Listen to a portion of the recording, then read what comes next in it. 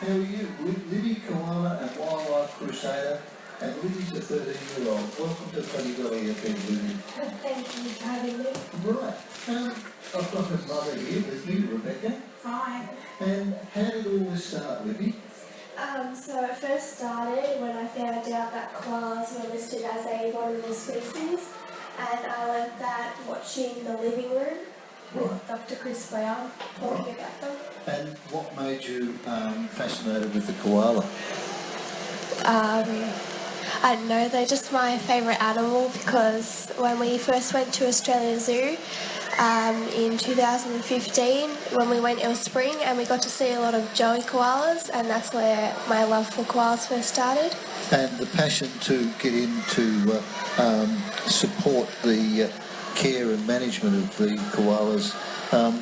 You've done something about that in the last 2 years, haven't you? Yeah, I've been raising money for certain koala rescue groups, and I've donated it to them. Right, and how do you go about fundraising?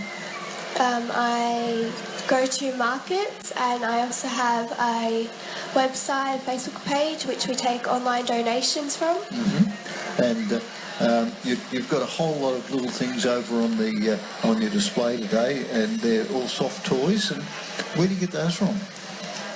We've gotten it from Spotlight, so it was a fabric that we've cut out and we've sewn together and then stuffed for teddies. And this wee business is you and Mum? Yes. Okay. And Rebecca, how did you find Libby's passion to start off with? Well, she's generally just a giving and caring kid. So when she found out about koalas being in trouble, she wanted to do something, and it just grew from there. Right. And you're raising money, and I'll just read out the pamphlet here, is that you're collecting blankets, warm ones with no knits. Example, wool, fleece, onkaparinga, she says an old name, and coral fleece, bath or beach towels, regular pillowcases and flat flannel sheets. What do they use those for? So with the pillowcases that we collect, we make them into shopping bags that I sell, and then all of the rest of the items we make into either pouches and we donate them to rescuers, and with the towels we also donate them to the rescuers too. Right. But then you come on to tissues, dual loading washing powder, dishwashing liquid, hygiene laundry wash, and 30ml sanitizer bottles. What are they all for? Because koalas don't wash themselves, do they? So all those things we give to the rescuers because they're all volunteers, and we give it to them so they can spend their money on medical, for medicine, and for the vet bills and petrol, all the things that they also all the need. consumables they need. Yeah. But then you've got rolled oats. Yeah, so that's what the Joey kangaroos like to eat, so there's also food for them there. Right. So you're bathing them, you're feeding them, and you're keeping them healthy. Fabulous. And you can take donations do you want me to give out the address? You can leave donations at Koala Heaven at 16 Parrook, Parrook Court in Diamond Creek at any time. But if you'd like to donate, you can donate direct deposit to Libby Fisher, BSB 063 594, and the account number is 1040 1537. So we might get that up on our website or Facebook site in the near future for you. But you donate a lot to wildlife rescuers. Yeah. Where are they based? So there's a few groups that are local to us that we sometimes, or most of the time, we go see. Yeah. Second Chance Animal Rescue. So they're in Doreen. Yeah. So wildlife rescuers are northern suburb sort of Victoria. Second Chance is in Doreen. He's affiliated with Wildlife Rescuers. Right. And then you've got Wildlife Victoria, who had Libby out to do some talks with them last year, I think it was. Right. Help for Wildlife are a statewide group that are known around the area. And Narelle's Animal Rescue is another local one. So there's lots of local ones, but if you call Wildlife Victoria or Help for Wildlife, our message is to just save as many rescue numbers in your phone as you can. And we've got your contact email is Libbys Koala @gmail.com. So that's pretty easy to do.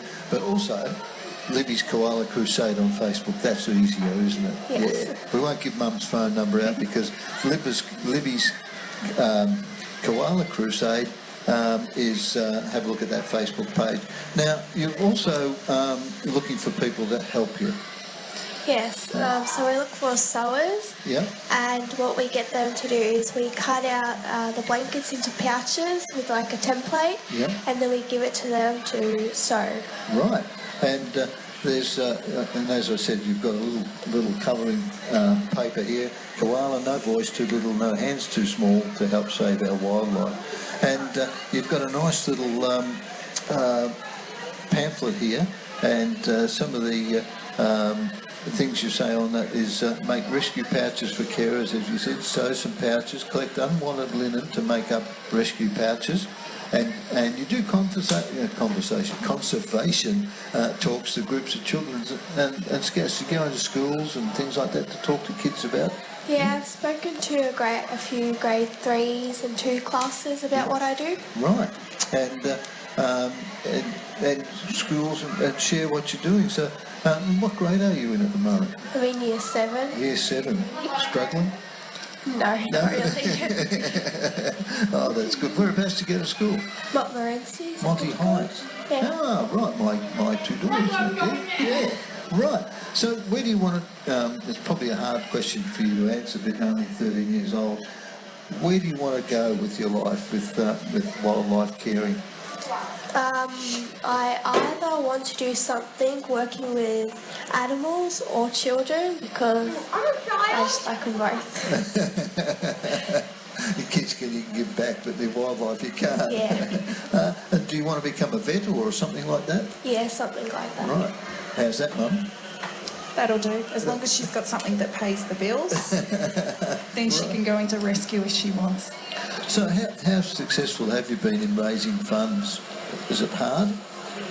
Sometimes it can be hard because you go to markets and you sit there all day and you only make like $20, but it's not all about the money. It's more about speaking to everybody and sort of telling them that our wildlife needs our help and telling them what they can do to help.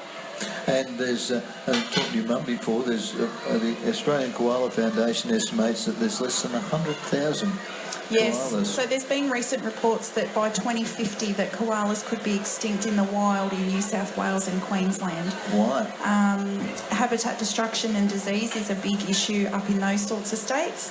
And Libby previously has been raising money for New South Wales and Queensland groups, but this year she's come back and she's now raising money for Victorian groups. Mm-hmm. So she's got Janet in Macarthur, which is down near Warrnambool, and a lot of the koalas down there are living in blue gum plantations, which are obviously there to be harvested, and they go into farmlands and things like that. So Janet has her hands full down there.